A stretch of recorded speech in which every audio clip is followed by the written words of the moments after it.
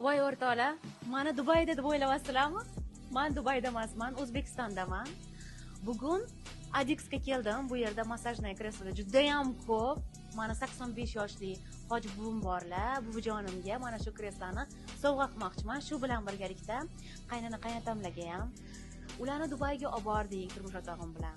Unchalik xursand bo'lishmadi. Yosh o'tgandan keyin chet elga safarga chiqish yoki qanaqadir qimmatbaho mashinalarni farzandlari sovg'a qilsa ularni haydash qiziq bo'lmay qolar ekan.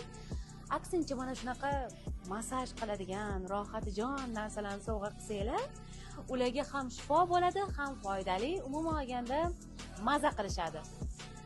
Maslahatim, hamma farzandlar ota-onalariga, doda-buvilariga mana shunaqa massajniy kreslo sovg'a qilishsa, duo qilishadi.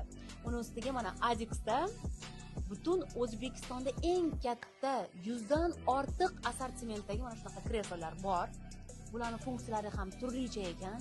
Kelsanglar, ko'rasizlar, bilasizlar, tanlab olasizlar.